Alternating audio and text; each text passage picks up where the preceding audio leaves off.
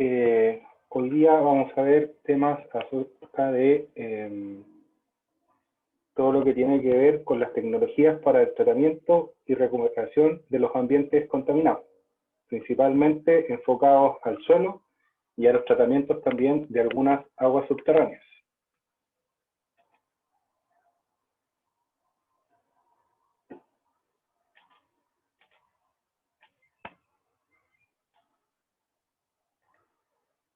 Ahí sí. Cuando hablamos de remediación, principalmente hablamos sobre la remoción de estos contaminantes que fueron vertidos en algún suelo o, por ejemplo, en el agua o en el aire.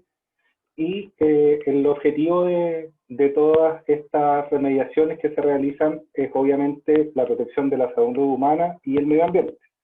En este caso vemos el encapsulamiento, por ejemplo, de algún hidrocarburo, algún derrame de petróleo que tiene que haber habido, que se pudo, en este caso, encapsular y confinar para posteriormente ser retirado.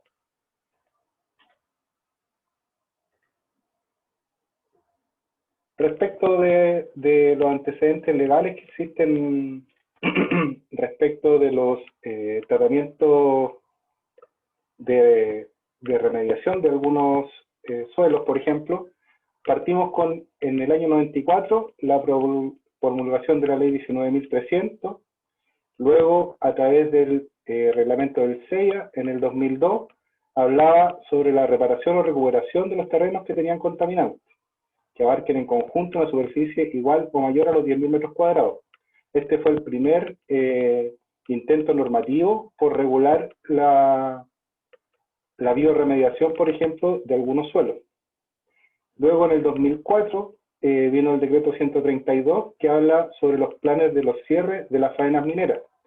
En este decreto se hace responsable, en este caso a la minera, luego de que se cierre la mina. En este caso se generaban unos llamados pasivos ambientales, y los pasivos ambientales son todos aquellos impactos que causó la minera, pero que en este momento no están contaminando, pero sí podrían hacerlo en un futuro. En el 2010 se establece esta ley que modifica el artículo 70 y que propone nuevas formas y algunos programas para hacerse cargo de los residuos y de los suelos contaminados. También hace necesario una evaluación de riesgo de los productos químicos y los organismos genéticamente modificados y otras sustancias que puedan afectar el medio ambiente. Entonces, en este numeral, en este artículo en particular, se ve explícito ya el deber normativo de hacerse cargo de los suelos contaminados. En el 2011 se aprobó la metodología para identificar los suelos que estaban abandonados con presencia contaminante, y en este documento se hace investigación y referencia acerca del uso del suelo que debe ser aplicado por el Ministerio del Medio Ambiente en el territorio nacional. Eso se refiere a que dependiendo del tipo de suelo que se va a definir como uso de suelo, o también dentro de esto del ordenamiento territorial ambientalmente sustentable, son las metodologías que se van a aplicar a estos suelos contaminados. En el 2004, el 132 había marcado el primer paso hacia el plan de cierre de faenas mineras, y en el 2012 ya se genera a través de una ley, no solamente un decreto, el plan de cierre de faenas mineras e instalaciones mineras y cómo debe hacerse cargo de los pasivos ambientales que genera una minera. Luego, a partir de esta ley, todas las leyes para ponerse en práctica, para implementarse, se hacen a través de un reglamento, y en 2012 se establece el reglamento de la ley del cierre de faenas mineras, en el cual se establecen los protocolos y las metodologías a utilizar en todo lo que tiene que ver con cierre de faenas mineras. Y de las últimas leyes que han sido promulgadas, que tienen que tienen alguna noción sobre el tema de residuos y de sitios contaminados, es la ley 20.920, que es la ley de gestión de residuos y responsabilidad extendida del productor. Esta es la ley que todos conocemos como la ley REP, que es la ley de reciclaje, y en el cual se establece como uno de sus objetivos disminuir la generación de residuos, fomentar su reutilización, reciclaje y otro tipo de valorización. Y lo que se hace con esto, mediante esta responsabilidad extendida del productor, es que se traspasa hacia el productor la responsabilidad acerca de la gestión de los residuos que se están generando. Con esto se le traspasa, por ejemplo, a cualquier persona que haga uso, por ejemplo, un uso industrial de un suelo y luego abandone ese rubro industrial, tiene que hacerse cargo de la contaminación que podría haber quedado en estos suelos. Siempre el objetivo de estas leyes es la protección de la salud y la protección también del medio ambiente.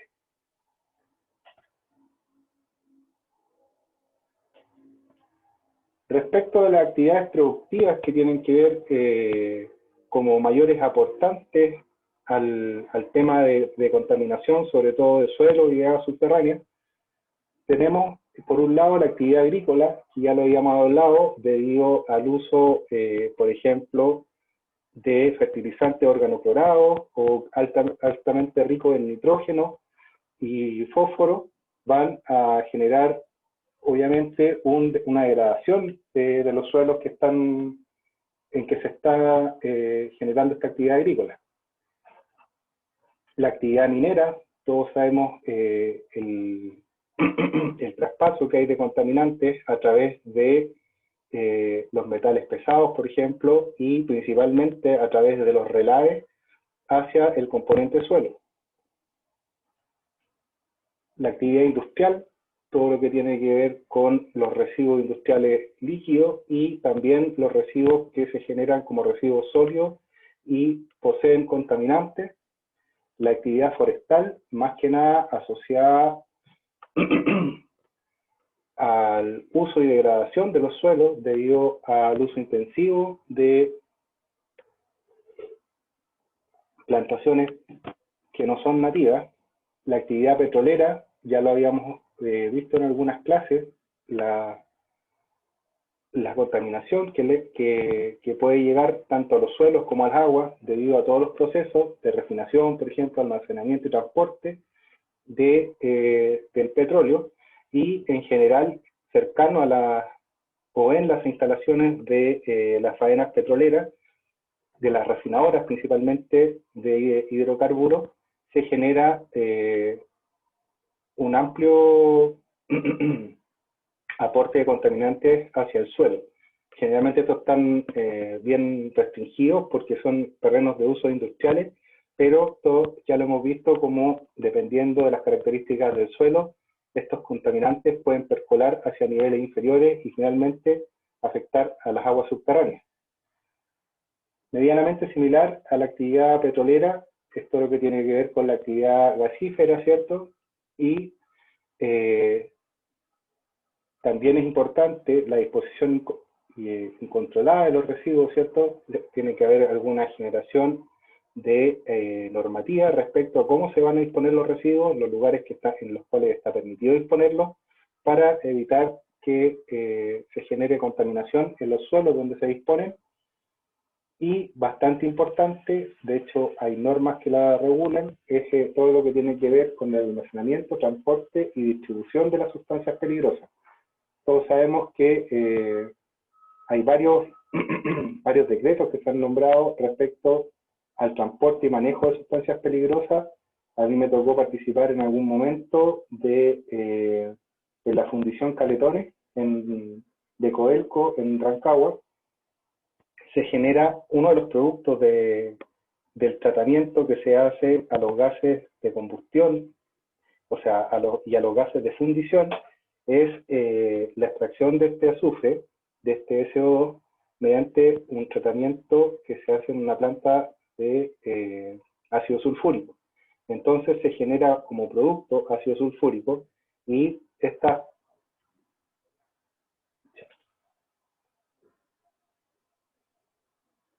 Me quedé sin batería. Ok. Bueno, Javier. Y de hecho, un problema que tenían ellos era que, pese a que es beneficioso, obviamente, el tratamiento que se hace al dióxido de azufre, transformándolo en ácido sulfúrico para no emitirlo a la atmósfera, la ubicación de la planta de tratamiento de gases está hacia la cordillera la zona de la cordillera de Rancagua en la sexta región. Entonces, para poder transportar este ácido que se utiliza en los procesos de lixiviación en el norte, había que pasar por toda la ciudad. Al respecto, Codelco tuvo que hacer una carretera en paralelo que se llama la carretera del ácido, en el cual los camiones cargados con ácido viajaban mediante un convoy custodiado hasta una estación de transferencia en la cual se llevaban mediante trenes el ácido hacia el puerto de San Antonio y aquí era cargado hacia su usuario final.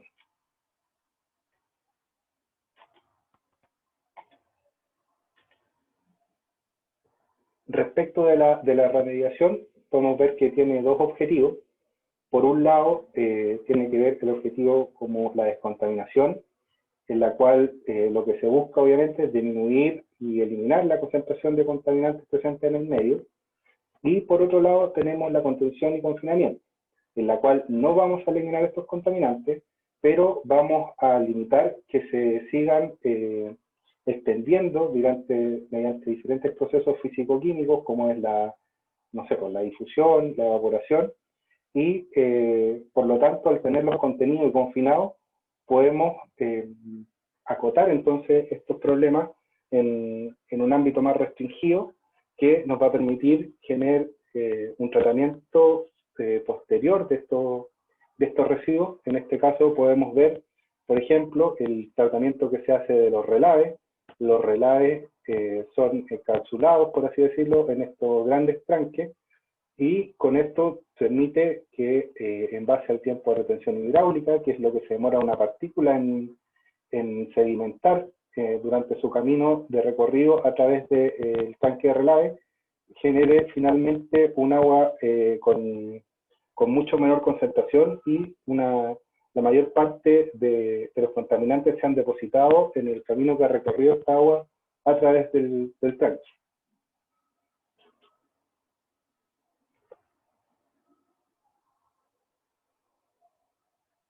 Dependiendo de cuál sea el objetivo de esta remediación, tenemos que se realiza una cierta investigación previa respecto de los sitios contaminados, en las cuales se hace una evaluación de riesgo de cuál es la cantidad de contaminantes que tienen estos suelos, por ejemplo, y si en base a algunos niveles que están definidos, en este caso en Chile, se ocupan unos niveles que se asemejan a los niveles de EPA, se evalúan el riesgo de toxicidad que tienen, por ejemplo, estos suelos, y en base a esa evaluación de riesgo se decide si es necesario remediarlo o simplemente confinarlos y dejarlos, por ejemplo, extraerlos. Luego vamos a explicar todo lo que tiene que ver con el tratamiento in situ y ex situ. Con esto me refiero a que, por ejemplo, un suelo que no esté ya, que tenga una alta evaluación de riesgo y, por ejemplo, tenga una alta toxicidad y el tratamiento que se le va a aplicar a este suelo para tratar de remediarlo no es suficiente para abatir ese riesgo, lo que se hace es confinar y tomar, por ejemplo, la parcela de suelo y tratarla en otro lugar. Eso lo conocemos como tratamiento ex situ. Entonces podemos ver por este enfoque que la remediación se puede ver con dos puntos de vista o dos objetivos. Uno, que tiene que ver con eliminar la fuente de contaminación, o sea, cortar el contaminante que está generando la contaminación en este sitio, o la otra es cortar la ruta de interacción. O sea, por ejemplo, en un cauce marino, en un cauce de un río, desviar el cauce, por ejemplo, de este río, hacerle un tratamiento y luego volver a volverlo a su cauce natural. Entonces, una vez que se tomó esta decisión respecto de si se va a remediar o no, tenemos que ver si vamos a hacer la remediación directamente sobre la fuente de contaminación. Quiere decir esto que vamos a reducir o eliminar o abatir finalmente sus emisiones. La otra es hacernos cargo de las vías de exposición.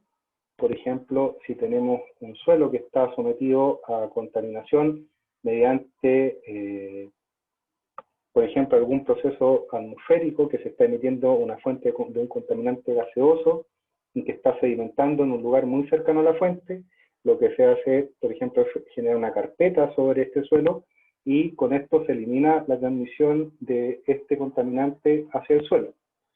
Y la otra es remediar directamente a los receptores expuestos, que esta es como no la peor, pero es como, es cuando el contaminante ya llegó al receptor. En este caso podríamos decir, no sé, pues, alguna ciudad, algún lugar en particular, y en base a ese supuesto hacer gestión sobre el contaminante una vez que estos receptores ya tuvieron exposición.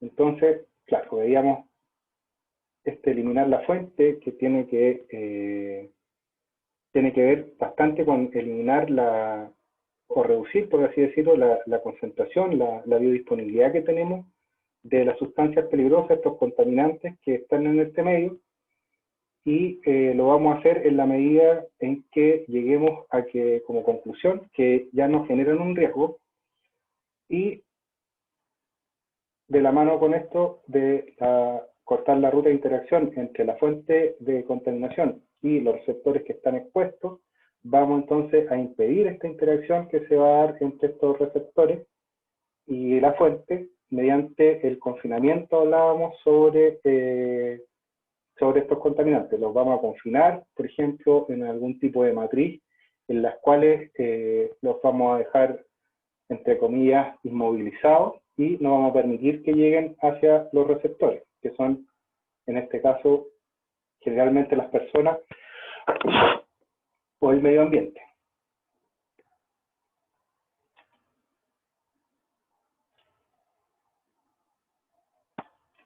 Entonces, ¿cuáles son las acciones que se hacen con estos suelos? Por un lado, eliminar la fuente de contaminación, que decíamos que era eliminar o reducir esta concentración y biodisponibilidad. Y la otra, cortar las rutas de interacción, ¿cierto?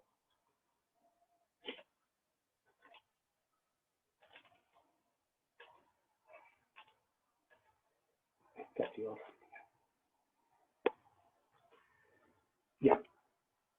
Entonces, respecto de cuando se genera un proceso de remediación, lo importante es caracterizar bastante bien los factores que van a influir en la eficiencia de nuestros tratamientos de remediación que vamos a hacer, por ejemplo, a cada uno de nuestros suelos. Estos factores que van a influir se pueden caracterizar en las características del contaminante, las características del medio y las interacciones que van a ocurrir entre el contaminante y este medio. Respecto de las características de cada contaminante, una característica bastante importante tiene que ver con la estructura química de estos contaminantes. Vemos que cada uno de estos compuestos químicos que va a tener una serie de características únicas que van a estar relacionadas principalmente con su capacidad de transporte o su movilidad, digámoslo así, y esto va a repercutir directamente con su nivel de degradación. Independiente de cómo sea la naturaleza de cada contaminante, vemos que la estructura química de cada uno de estos va a determinar factores súper importantes que tienen que ver con todos los procesos que vamos a ver más adelante, que son, por ejemplo, la polaridad, la solubilidad, la volatilidad y cuál es su capacidad de reaccionar que tiene con otras sustancias. Respecto de la concentración que encontremos el compuesto en algún medio, por ejemplo, en algún suelo, este factor es súper importante porque nos va a permitir definir cuál va a ser el medio de qué tecnología vamos a utilizar para para generar esta remediación. Por ejemplo, si vamos a usar alguna tecnología biológica o si vamos a preferir tecnologías del tipo de proceso físico-químico o térmico. Por ejemplo, cuando tenemos algunos compuestos que son, cuando tenemos algunos microorganismos que van a generar esta bioremediación, tenemos que ver que hay algunos compuestos que estos microorganismos no son tolerados a bajas concentraciones, porque solo van a poder hacerse cargo de ellos cuando estén en ciertas concentraciones definidas. Entonces, para concentraciones mayores en las que estos microorganismos podrían utilizarse en este tratamiento, van a finalmente ser tóxicos y van a matar a estos microorganismos. Otro aspecto importante tiene que ver con la solubilidad, que, como lo dice su nombre, es la cantidad de cierto compuesto o contaminante que puede disolverse en el agua. Entonces, con esto se va a definir, por ejemplo, el tipo de tecnología a utilizar, puesto que vamos a tener lo que se conoce con el nombre de disponibilidad potencial, que va a ser cuál es la cantidad de estos compuestos que va a estar en fase líquida, que ya van a estar disueltos. Y esto también está bastante de la mano con el tema de la estructura química del contaminante, puesto que la solubilidad disminuye cuando aumentan los tamaños de las moléculas de los contaminantes, y también tiene que ver con la polaridad, puesto que en general los compuestos polares son más solubles que los que no son polares. Otro componente importante tiene que ver con el coeficiente de partición octanol-agua. Esto se refiere principalmente a la concentración que podemos tener de algún contaminante en una fase, en este caso de octanol, pero se refiere principalmente a cuál es la cantidad que podemos tener de ese contaminante en una fase orgánica y en una fase acuosa.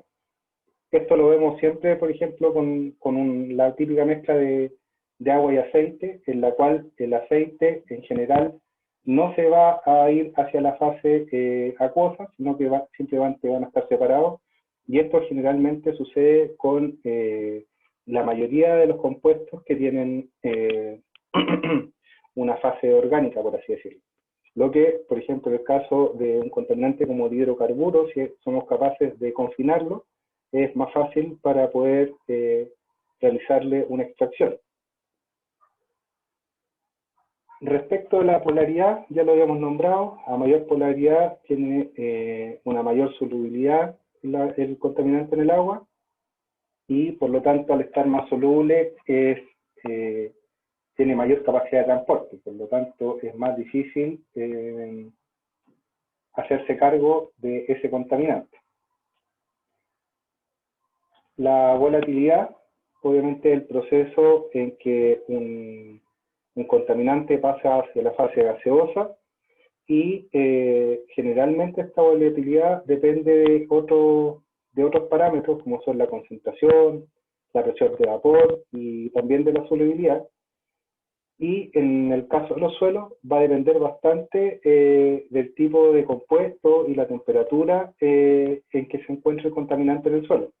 Por lo tanto, si por ejemplo tenemos un suelo que es bastante poroso, vamos a ver que el contaminante va a introducirse en estos poros, en estos espacios intersticiales, y por lo tanto va a tener una menor volatilidad. Y en el caso de la densidad, la densidad principalmente va a determinar sobre todo los contaminantes que tienen baja solubilidad, o sea que no se disuelven, si van a ser capaces de flotar o se van a sumergir. Y por lo tanto, con esto vamos a poder ver si este contaminante va a quedar, por ejemplo, cuando se contamina un acuífero, vamos a poder ver si este contaminante queda en la superficie flotando o se va a sumergir hacia el fondo de este acuífero. En términos de las características del medio en el cual se va a generar la remediación, es bastante importante la heterogeneidad de este medio. Con esto me refiero a la heterogeneidad de este suelo. Eh, por ejemplo, cuando tenemos un suelo que es demasiado heterogéneo, que es bastante mezclado, puede ser difícil generar un proceso de descontaminación, sobre todo cuando vamos a usar tecnologías in situ, por ejemplo, que dependen de inyectar un fluido para hacerse cargo de este contaminante, puesto que al ser más heterogéneo van a crearse estas especies de canales que van a distribuir el fluido en las capas que pueden ser, por ejemplo, de arena o de arcilla, y esto va a perjudicar el tratamiento que estamos tratando de realizar sobre ese suelo. Respecto a la densidad aparente, tiene que ver con el peso del suelo por unidad de volumen, o sea, va a incluir una parcela de suelo que tomemos. Cuando la pesamos, va a incluir también dentro de ella el agua y la fase gaseosa, las cuales van a ser, obviamente, de mucho menor peso, pero también van a ocupar un volumen, y por lo tanto va a tener una densidad aparente mayor o menor, dependiendo de si tiene o no estos espacios al interior del suelo, estos poros. Y cuando estos espacios están llenos, por ejemplo, de agua en vez de aire, obviamente vamos a tener un suelo, por ejemplo, de densidad mucho mayor. El pH también es bastante importante, puesto que generalmente todos los procesos o los bioprocesos en los cuales se agrega, por ejemplo, alguna bacteria, ocurren preferiblemente en un cierto rango de pH, un pH, llamémoslo un poco pH neutro, que se da entre 6 y 8, y en los casos, por ejemplo, que se biodegrada, pero utilizando hongo en vez de bacterias, esto es necesario que se haga en un medio un poquito más ácido, por ejemplo en un pH 5, que sería el más adecuado. Entonces, regulando el pH del suelo en el que estamos inoculando estos microorganismos, vamos a tener una mayor o menor eficiencia en cuanto a los procesos de la degradación que van a generar estos microorganismos.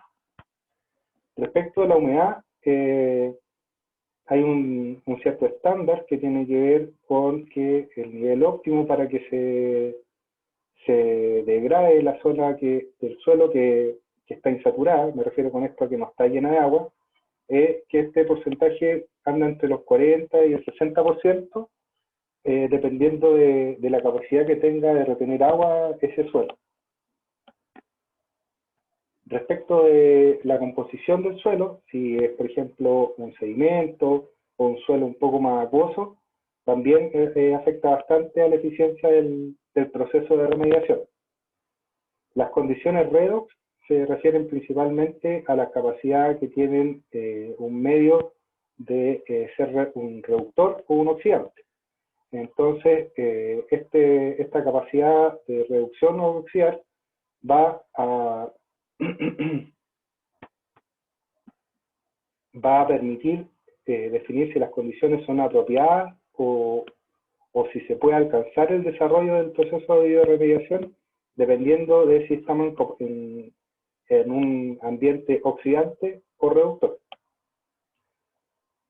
Respecto de la disponibilidad de nutrientes, obviamente es muy importante, puesto que sabemos que a carencia de nutrientes, los microorganismos y las bacterias no van a tener de qué alimentarse y por lo tanto no van a generar un proceso eficiente de degradación de estos contaminantes.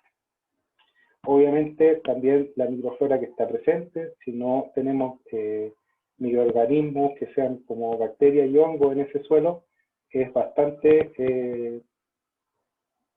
difícil generar un proceso de bioremediación en ellos. Respecto de cómo va a interaccionar entonces nuestros contaminantes con el medio, vemos que hay varios mecanismos. La principal, generalmente todo esto son acerca del transporte de materia que existe entre el contaminante y el medio, y vamos a nombrarlos nomás algunos de ellos. La difusión, por ejemplo, es este mecanismo en el que las zonas que tienen baja permeabilidad, por ejemplo, las arcillas, y tienen estos, llamémoslo, poros y partículas, van a tener una baja difusión a través de transferencia de materia entre la interfase que tiene que ver con el aire y el suelo. Respecto, por ejemplo, de la absorción, también la conocemos como absorción. Generalmente se usa absorción cuando es un gas que se absorbe en un líquido, y absorción con D cuando es un líquido que se va a adhesionar, por así decirlo, a un sólido. La absorción entonces va a ser este proceso en el que se adhiere el contaminante, por ejemplo, o nuestro compuesto que utilicemos para sacar este contaminante, a la superficie de alguna de las partículas. Por ejemplo, en este caso sería el suelo o este sedimento. Y a través de varios mecanismos que tienen que ver más que nada con algunos procesos químicos que tienen que ver con, no sé, la transferencia de carga, la formación de enlaces iónicos, los puentes de hidrógeno, van a generar, si es que se realiza o no, la interacción hidrofóbica de esta absorción. Respecto de la biodisponibilidad, vemos que es la cantidad de cada compuesto químico que va a poder ser utilizado realmente por los organismos en un tiempo definido. O sea, cuánto está del contaminante biodisponible para el microorganismo que utilizaremos para sacarlo. Respecto de la toxicidad, es importante, puesto que obviamente la toxicidad va a disminuir las reacciones de metabolismo, que son las que finalmente en el microorganismo que utilicemos, y al disminuir estas reacciones metabólicas, obviamente van a impedir el crecimiento de estos microorganismos y no se van a reproducir, por lo tanto no se va a estimular la eliminación de los contaminantes mediante medios orgánicos. La biodegradación tiene que ver principalmente con todo lo que hablábamos sobre las bacterias y los hongos, que son los que están encargados al final de hacer todas estas transformaciones bioquímicas en el suelo. La formación de residuos no extraíbles, que es uno de los problemas que pueden ocurrir, que es cuando algunos productos químicos se forman debido a las reacciones que se están utilizando para remediar el suelo, y estos productos químicos no pueden ser extraídos. Y finalmente, las reacciones abióticas y bióticas, obviamente vemos que casi todas las características del medio tienen que ver con las características abióticas, en las cuales vamos a intentar realizar la remediación de esos suelos, y por lo tanto son súper importantes el medio en el que se realice ese proceso de extracción.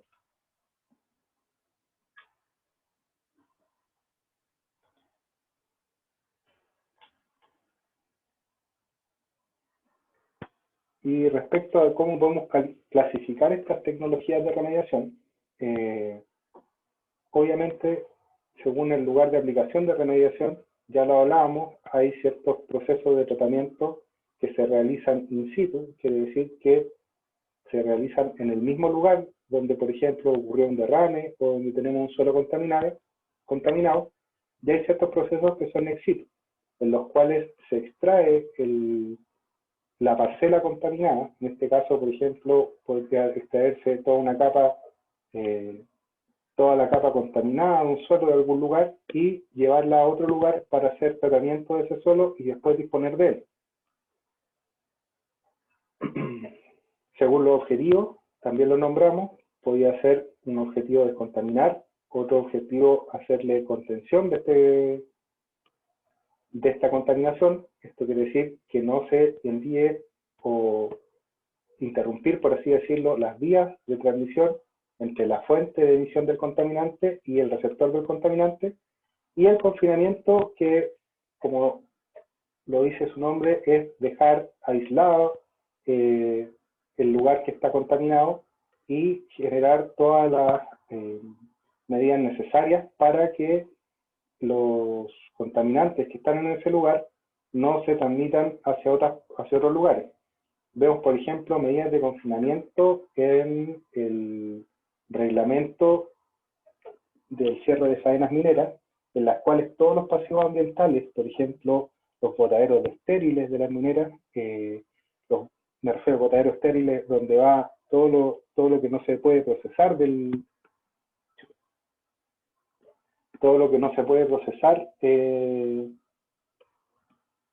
va a estos botaderos, y una vez que se cierra una faena o se proyecta el cierre de una faena, deben hacerse cargo las mineras ahora de todo el arrastre de polvo que va a haber, por ejemplo, por temas asociados a erosión del viento de estos contaminantes. Esto lo vamos a ver en detalle, los tipos de tratamiento. Vemos a medida rápida que hay tratamientos biológicos asociados principalmente a microorganismos, tratamientos físico-químicos que tienen que ver con la aplicación de una serie de procesos físico-químicos, un tratamiento térmico, que es mediante temperatura o volatilizar o quemar finalmente estos contaminantes, y algunos tipos de tratamientos mixtos que son un conjunto de los tres tipos de tratamientos. Y también, según el grado de desarrollo, tenemos algunos tratamientos tradicionales que tienen que ver, por ejemplo, con la remoción de los suelos de un lugar que ya están contaminados, para hacer tratamiento en laboratorio o en un tratamiento más industrial de ellos, y algunos tratamientos un poco más innovadores, por ejemplo, que tienen que ver con la modificación genética de algunos microorganismos que les permiten nutrirse a partir de ciertos metales pesados, lo que permite extraerlos de la matriz en la cual están, de este suelo, y luego hacerse cargo de estos microorganismos que van a degradar finalmente estos metales. La definición de la EPA para tecnología de tratamiento es cualquier operación unitaria o serie de operaciones unitarias. Esto es lo que me refería con un proceso, cualquier operación unitaria, que altera la composición de una sustancia peligrosa o contaminante a través de acciones químicas, físicas, biológicas, de manera que reduzca la toxicidad, movilidad o volumen del material contaminado. Entonces vemos que, claro, vamos a poder hacernos cargo de la toxicidad, que esto quiere decir reducir el riesgo, o también de la movilidad, por ejemplo, cuando tenemos un contaminante muy volátil, pongamos un derrame no de crudo de petróleo, sino que, por ejemplo, de benzina, es bastante volátil, y por lo tanto es importante hacerse cargo de que ese contaminante no alcance a evaporarse por completo, sino lo mínimo posible. Previamente hacer el tratamiento de remediación.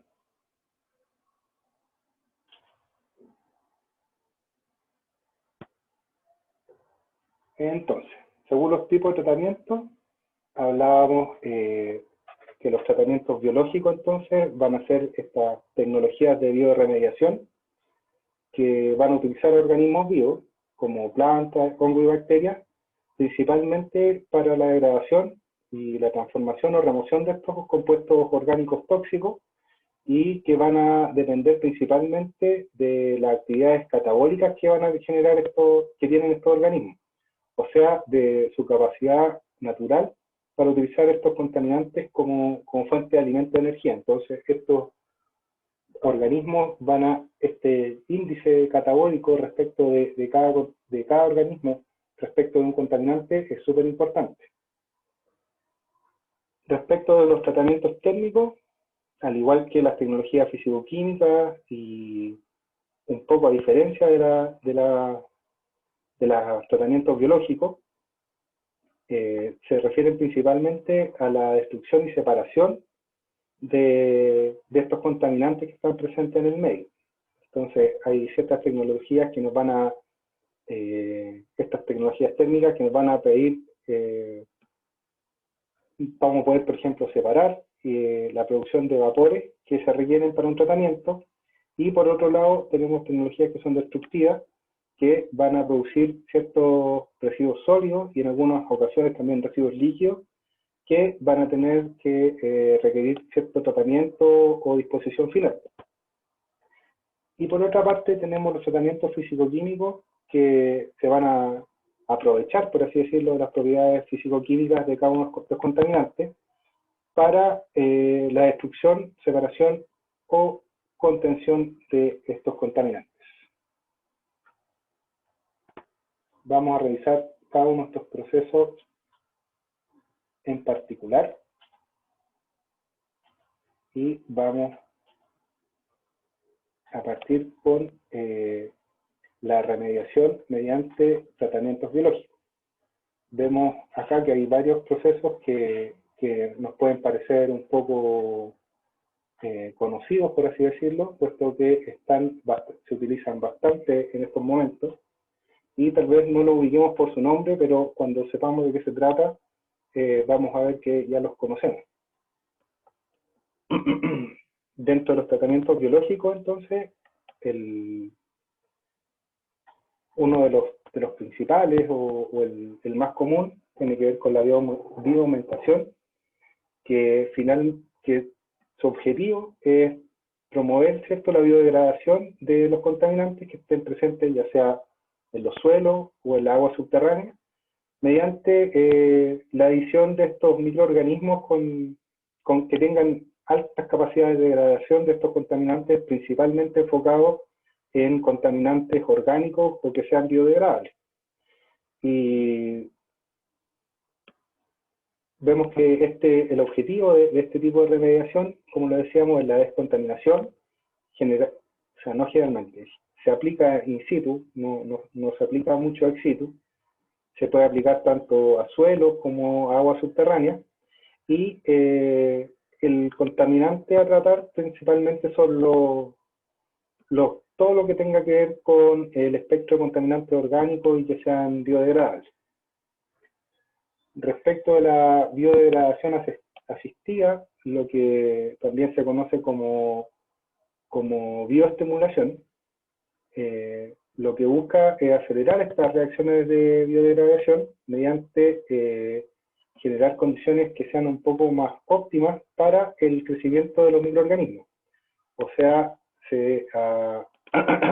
mediante la optimización entonces de estas condiciones ambientales, lo que se busca es que estos microorganismos que se van a hacer cargo de los contaminantes realicen una metabolización más eficiente. También es in situ y también es para contaminantes principalmente orgánicos y biodegradables. Respecto a la biotransformación de metales, lo que se busca en este tipo de tecnología, por un lado, puede ser la inmovilización de esos metales, o sea, que no se transporten, o que ocurra una cierta transformación en el proceso catabólico de los microbios una vez que ingieren estos metales. O no solamente metales, sino que algunos compuestos inorgánicos que van a ser los que van a estar contaminando los suelos. Y los mecanismos que utilizan principalmente las bacterias o las moléculas, las bacterias para hacerse cargo de estos contaminantes, tienen que ver con todos los mecanismos de oxidación, de reducción y, ¿cierto?, la bioabsorción también que ocurre de ellos por parte de los microorganismos. Esta matriz generalmente se utiliza, o sea, esta tecnología se utiliza principalmente para hacerse cargo de contaminación del suelo, casi no se ocupa para agua, y obviamente los contaminantes tratados son los metales. El bioventing, que es esta bioventilación, busca estimular que la biodegradación natural que están realizando los microorganismos de estos contaminantes en condiciones aerobias se vea mejorada mediante el suministro de enriquecimiento de oxígeno. Denme 2 segundos.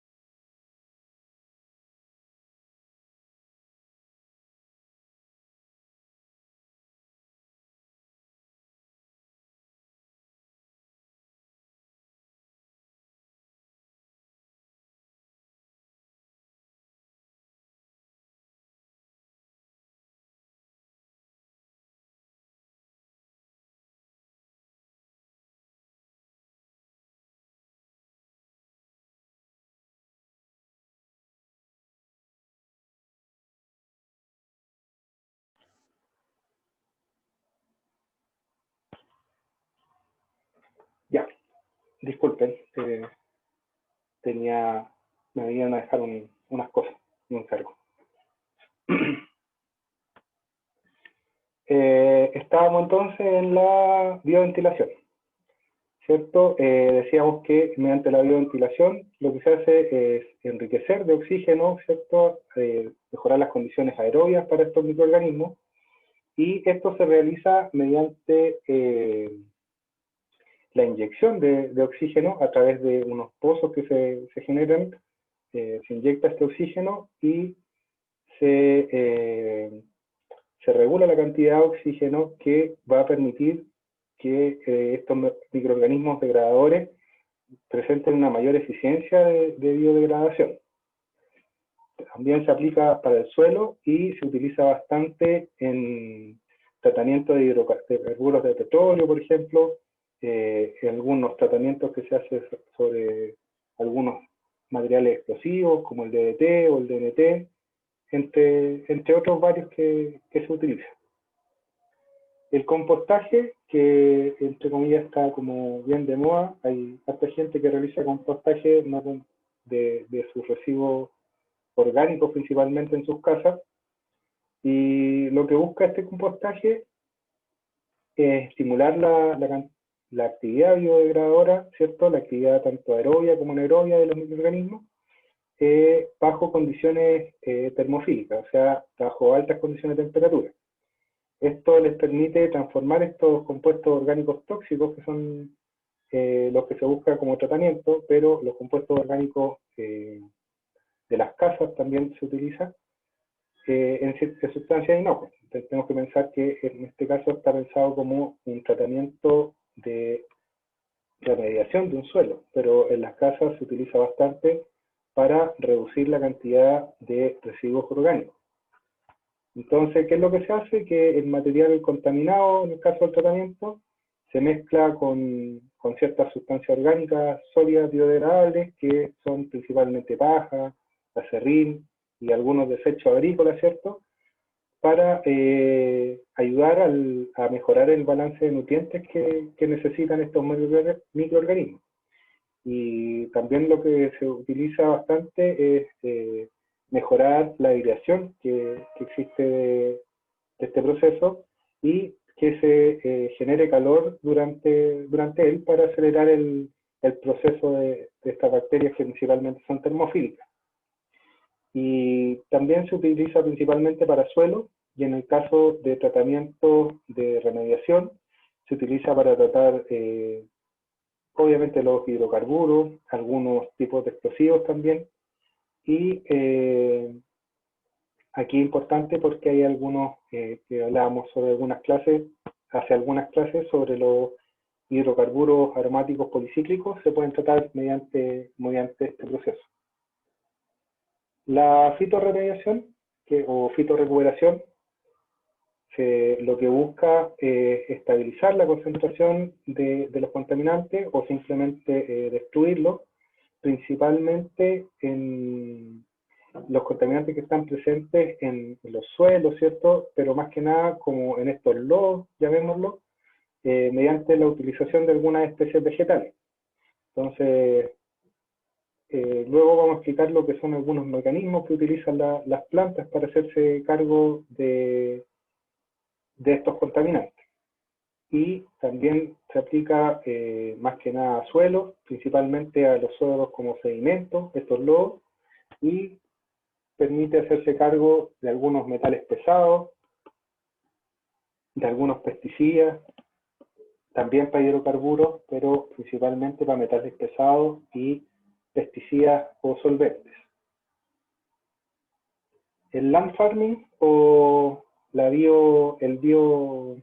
biolabranza, creo que es la, la traducción. Al final es una variación del compostaje en la que también obviamente el suelo se mezcla con ciertos nutrientes, con ciertos agentes de volumen, que eran estos residuos orgánicos, y la diferencia es que se va removiendo periódicamente, pero mediante un arado. Y con esto se favorece la aireación principalmente de estos microorganismos.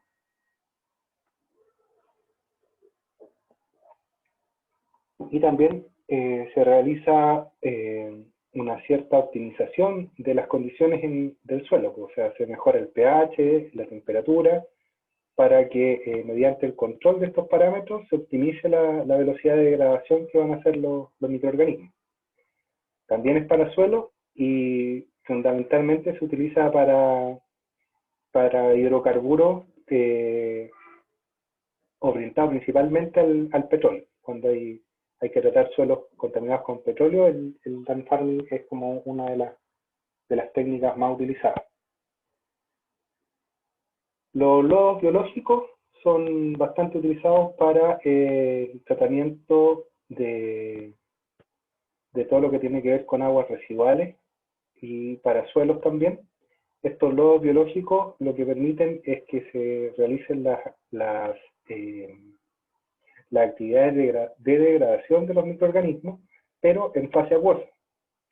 Y estos microorganismos van a estar suspendidos o, llamémoslo por así decirlo, inmovilizados dentro de una fase sólida, la cual va a estar en contacto con la fase acuosa en la cual está el contaminante. Y para esto generalmente se utilizan algunas lagunas obviamente construidas, no naturales, y también en algunos tipos de reactores que son un poquito más industriales, ¿cierto? Que tienen ciertos procesos de control que regulan el mezclado y optimizan la degradación. También se utiliza principalmente para suelo y para tratar algunos COV, ¿cierto? Los compuestos orgánicos volátiles, algunos hidrocarburos y también solventes y pesticidas. Y las pilas biológicas, finalmente, que son es compostaje finalmente, pero en vez de ponerse como una compostera el material, se arman estas pilas, llamémosle, que son como largas filas del contaminante, del contaminante que se quiere tratar, mezclado obviamente con los agentes de volumen, que eran los residuos por ejemplo, agrícolas, y generalmente la diferencia es que se cubren con plástico, ¿cierto? Con eso se permite que se controlen los lixiviados que se generan y al estar cubierto con plástico también se va a evitar la evaporación de la humedad que tienen estas pilas biológicas y se favorece que se mantenga la temperatura. También se utilizan para tratar suelo y sus principales usos tienen que ver con el tratamiento de algunos derivados del petróleo, compuestos orgánicos volátiles y en general varios grupos orgánicos de contaminantes.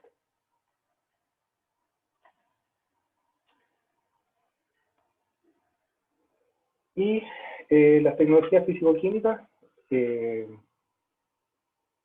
la adición de enmiendas tiene que ver principalmente con reducir la movilidad y la biodisponibilidad de estas sales y metales pesados que van a estar contaminando algún suelo, mediante la adición de algunas sustancias orgánicas a este suelo contaminado.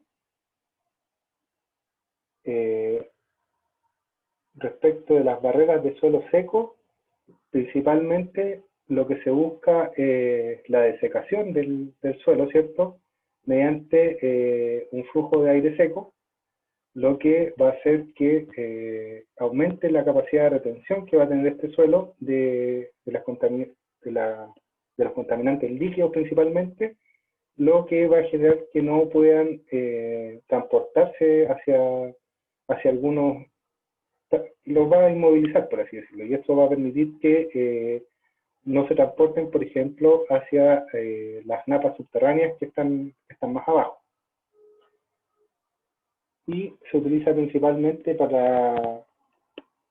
en los suelos, ¿cierto?, para tratar los contaminantes orgánicos e inorgánicos.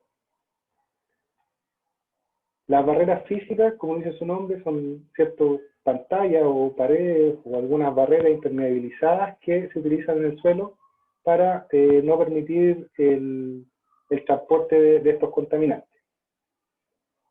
Las barreras hidráulicas son lo mismo que las barreras físicas o las pantallas, pero lo que se hace es extraer el agua subterránea que está en los lugares cercanos a la zona contaminada y al extraer esta agua se promueve que no se contamine la corriente que está aguas arriba, como se llama, ¿cierto? Las aguas que siguen el flujo, por así decirlo, del agua subterránea, y por lo esto se realiza que no generen contacto con estas aguas que están aguas arriba. Y también se utiliza para contaminantes orgánicos e inorgánicos. Las barreras permeables o reactivas, principalmente lo que buscan es la absorción, ¿cierto?, de estos contaminantes en estas barreras, y al absorberse, luego se busca precipitar estos contaminantes en un lugar que no, lejos, por así decirlo, del área contaminada.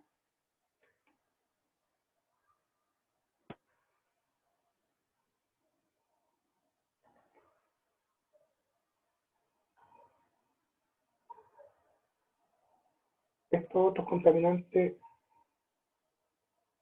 sí se ocupan, pero bueno, igual los vamos a revisar nomás porque igual algunos son importantes, algunos de estos tratamientos.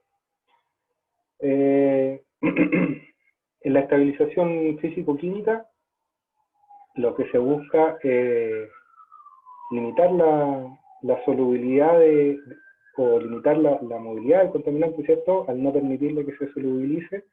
Y lo que se hace, por ejemplo, inyectar cemento, ¿cierto?, este cemento hidráulico, que asegura que los contaminantes estén confinados, por así decirlo, en esta matriz de cemento. La extracción de agua, principalmente es extraer el agua contaminada del suelo y subsuelo. La extracción de aire es principalmente extraer los contaminantes que fueron absorbidos con D en las partículas de suelo mediante la volatilización o la evaporación, mediante estos pozos de extracción que se generan alrededor de los sitios contaminados. Vamos a ver las más importantes, ¿no? La inyección de solidificantes también es importante, puesto que se utiliza mediante la adición de ciertos aditivos que van a solidificar el suelo, y lo bueno de esto es que permite confinarlo, pero no genera una reacción química entre el contaminante y los aditivos que se están agregando. El lavado de suelo, obviamente, como su nombre lo dice, es lavar estos suelos, y obviamente el agua con la que se lava es tratada también. La oxidación ultravioleta se utiliza para destruir estos contaminantes mediante la adición de algunos compuestos de oxígeno que son muy oxidantes, como por ejemplo el agua oxigenada que conocemos, que es el peróxido de hidrógeno, o directamente ozono, en conjunto con luz ultravioleta. Entonces, esto se realiza principalmente para los compuestos orgánicos, como por ejemplo los hidrocarburos de petróleo o los COF, y al estar sometidos a estos procesos, lo que se hace es que se van rompiendo los enlaces químicos de estos compuestos orgánicos y lo que se conoce como fotólisis ultravioleta realmente, es el nombre del proceso.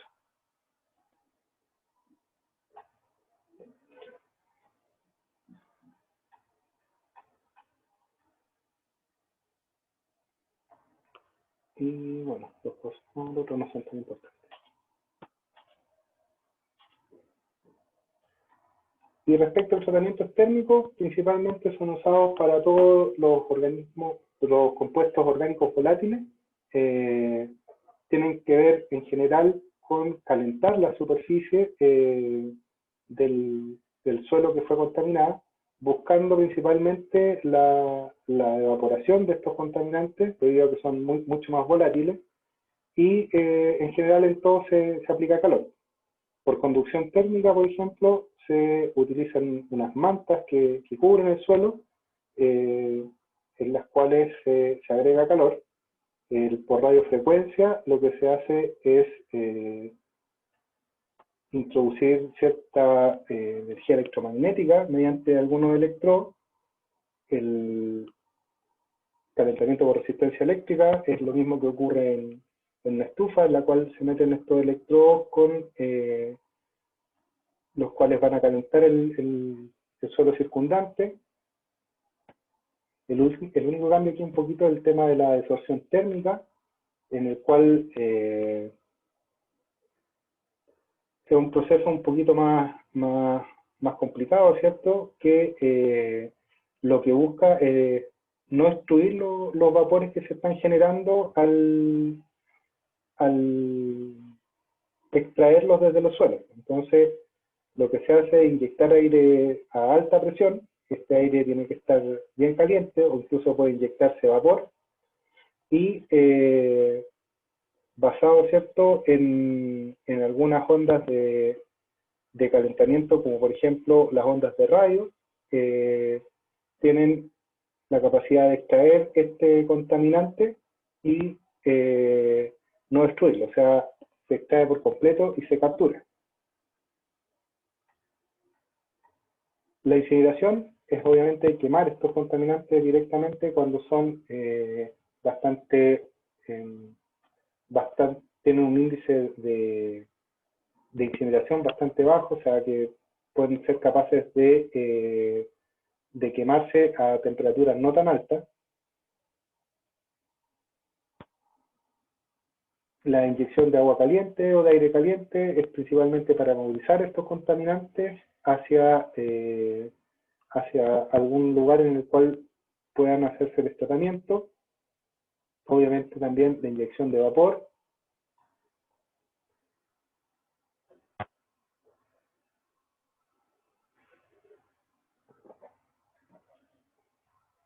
La pirólisis es principalmente enfocada a la descomposición de estos componentes, de estos compuestos orgánicos, y lo que se utiliza es este es un proceso para tratar los suelos ex situ, por así decirlo. Los suelos que ya fueron extraídos se llevan a un horno a una temperatura sobre los 400 grados, y lo que hace esto es que finalmente va a consumir todos los contaminantes que estaban en estos suelos. Y la vitrificación, que lo que se utiliza es calentar estos suelos a muy altas temperaturas, sobre los 1600, 1800 grados, lo que va a hacer que este suelo se solidifique, ¿cierto? Se fusione y se va a transformar en un material que va a ser un material vítreo, el cual va a ser mucho más estable y lo que permite esto es que se encapsulen en este material los contaminantes, generando que no puedan transportarse a ningún lugar, ¿cierto? Y la extracción multifase y la atenuación natural son procesos que hacen un tratamiento utilizando los procesos anteriores, pero mezclados. En el caso de la extracción multifase, se inyecta cierto vapor en algunos pozos que se generan alrededor del contaminante, y en la atenuación natural es el proceso por el cual, mediante el paso del tiempo nomás, sin mucha intervención, se busca la biodegradación de los contaminantes.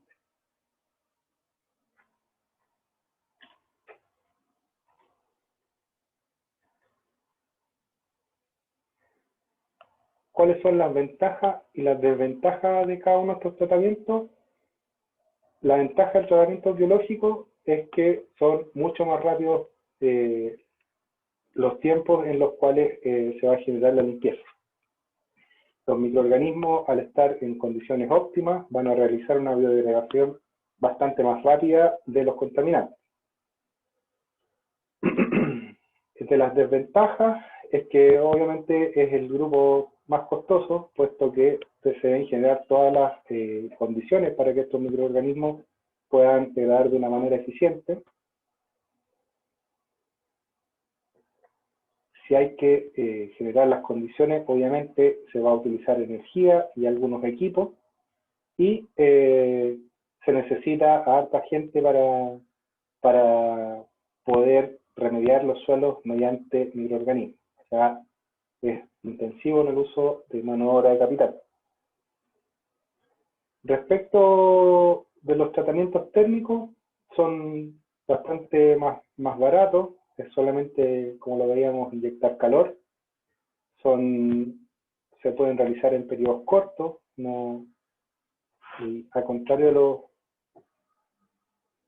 de lo que uno podría pensar, son bastante cortitos los periodos en los cuales es necesario hacer la inyección de calor, y el equipo es bastante más accesible, ¿cierto? Son principalmente equipos que generan calor en estufas o algunas placas caloríficas que no necesitan mucha ingeniería para su diseño. El problema de estos tratamientos térmicos es que van a generar algunos residuos. Vemos que, por ejemplo, cuando se van a aplicar sobre los compuestos orgánicos volátiles, lo que se hace finalmente es traspasar el compuesto contaminante desde el suelo hacia la atmósfera. Por lo tanto, es necesario disponer de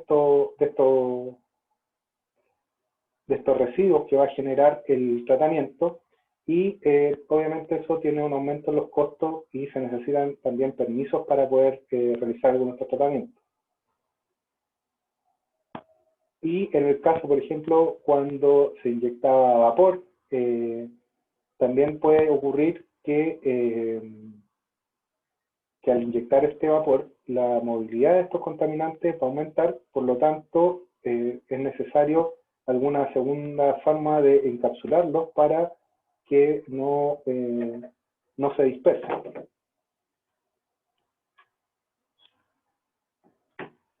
Los tratamientos físico-químicos no son caros realmente, son las tecnologías que son más benéficas para el medio ambiente. La gracia es que los contaminantes no se traspasan a otra matriz, sino que generalmente se destruyen en el lugar donde están siendo realizados los tratamientos, y no requieren generalmente ningún tratamiento posterior de los contaminantes. Los procesos son mucho más largos, obviamente un proceso físico-químico se va a demorar más. Se hace necesario que se verifiquen los productos que se generan intermedios entre cada uno de los tratamientos, pueden ser tóxicos, y no se pueden emplear si el tipo de suelo no favorece el crecimiento microbiano.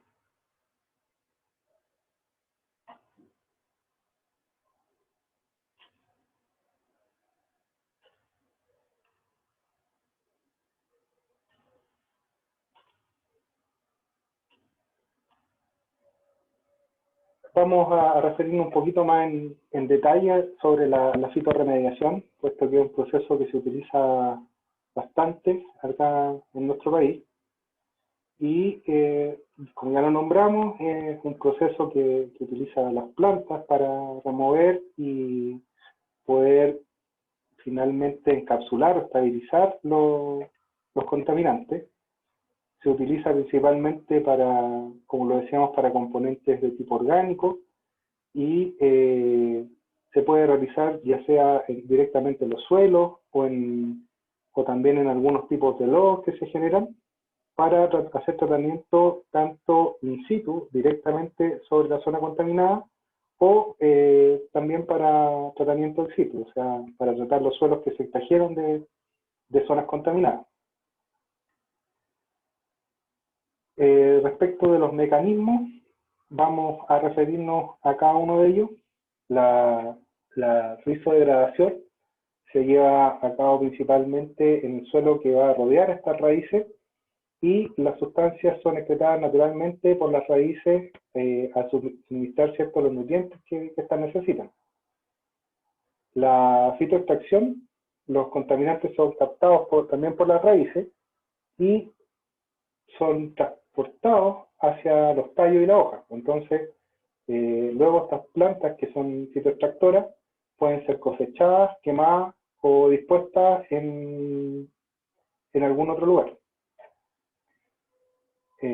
Aquí podemos ver algunas de las especies, ¿cierto?, de las plantas que se utilizan para generar la fitorremediación en nuestro país. De hecho, generalmente las vemos en los lugares donde se realizan el tratamiento de estos contaminantes.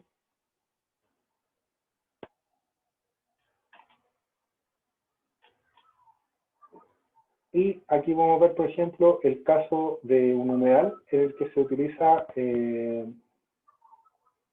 la fitoextracción, ¿cierto?, para tratar, por ejemplo, este es un cauce de agua servida, el cual se alimenta primero a una laguna en la cual están dispuestas estas especies fitoextractoras y esta especie, mediante la utilización de sus raíces, van a extraer estos contaminantes hacia sus tallos y sus hojas para finalmente hacer disposición de los cauces ya tratados de estas aguas al mar.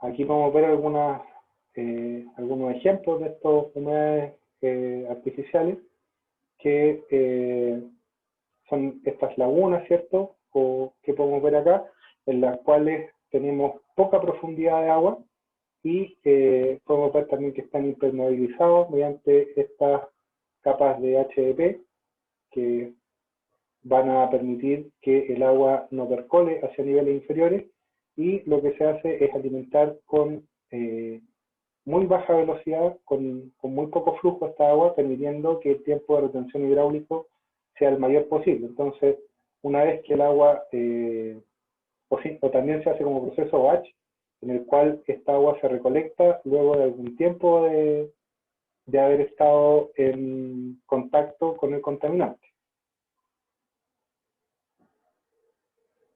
Y aquí podemos ver este ejemplo de,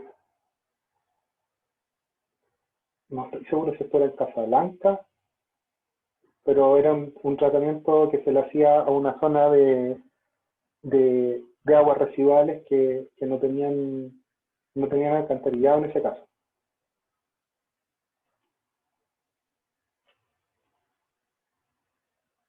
Como medida de confinamiento, una de las más importantes que vemos en nuestro país es la contención de los relaves mineros, ¿cierto? En los cuales primero se utiliza algún lugar que permita encapsular el contenido de una gran cantidad de metros cúbicos de agua, ¿cierto? Formando esta cierta laguna en la cual vamos a tener un muro que va a sostener o contener estos relaves, y también, al igual que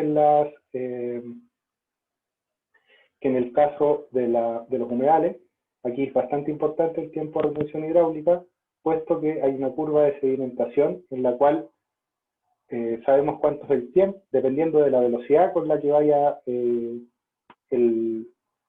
que circule el agua a través de este tanque, vamos a tener una curva de sedimentación de los contaminantes. O sea, a bajas velocidades y un alto tiempo de permanencia en la laguna, van a precipitar o sedimentar la mayor parte de los contaminantes que van en este relave dentro de este tanque.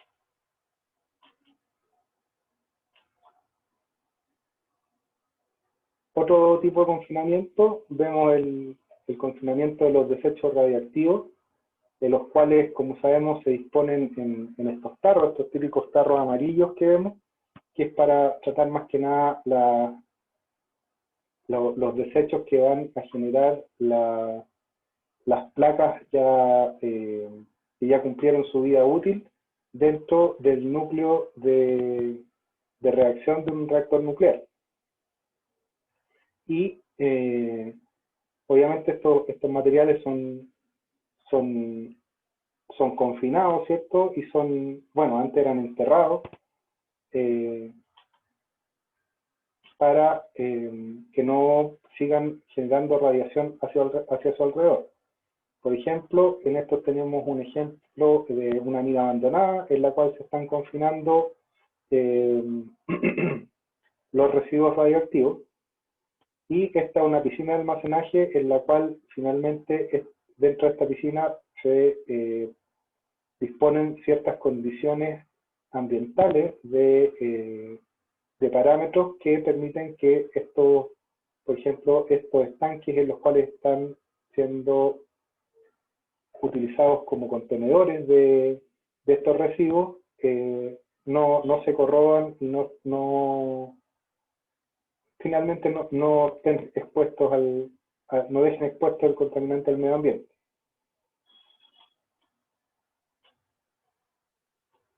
Aquí podemos ver que esta es bastante antigua. Creo que esto ya no se ve en ninguna parte del mundo, pero antes se disponían de muy mala manera los residuos que tenían que ver con desechos nucleares. De hecho, hace no muchos años ocurrió que los desechos nucleares eran lanzados al mar. Entonces, entre el 50 y el 82, podemos ver que se lanzaron 223.000 envases con residuos nucleares en el Atlántico, y en total esto eran unas 115.000 toneladas de basura radioactiva. Esto yo creo que uno de los peores desastres nucleares, desechos nucleares que se pueden haber enviado al mar. Obviamente esto yo creo que ya no ocurre en ninguna parte del mundo, pero en esos años la gente era bastante menos prolija en cuanto al cuidado medioambiental, y obviamente tal vez no tenían el conocimiento suficiente respecto de las graves consecuencias que tenía la radioactividad en las poblaciones, tanto humanas como de los seres vivos, en este caso de los peces y toda la fauna marina que rodea estos lugares. Este es un muy feo ejemplo. Esta se conoce como la fosa atlántica y tiene cerca de 4.000 metros de profundidad, y en este reposan casi 140.000 toneladas de desechos radiactivos que fueron lanzados indiscriminadamente hacia el mar. No es por hacerle campaña, pero también de Fundación Chile hay un manual, por si alguien quiere profundizar más en el tema, en el cual se especifican de bastante mejor forma, mucho más ampliamente que lo que vimos hoy día, cada uno de los tipos de tratamiento que se puede hacer para remediación, ya sea de suelo o de aguas contaminadas. De hecho, prepararon estas fichas que son bastante interesantes y bastante didácticas respecto de cada uno de los medios de remediación que se utilizan. En este caso podemos ver acá la fitoremediación y cómo se utilizan en los distintos medios de remediación de contaminantes acá en Chile. Y eso sería todo por hoy, muchachos. ¿Alguien tiene alguna duda, alguna consulta? Profe, Dígame. las fechas del taller y el quiz 3, ¿cuándo, ¿para cuándo está programada esas evaluaciones? Eh, Déjame verlo al tiro.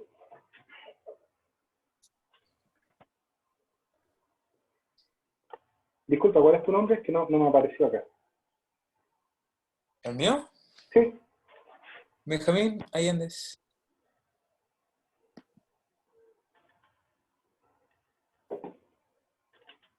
eso está aquí. Ah, ujú.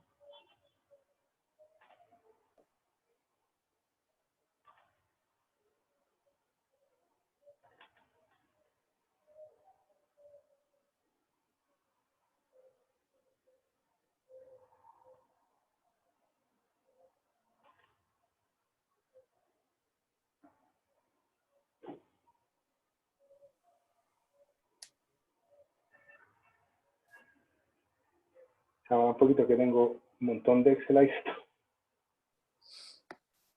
Ahí sí.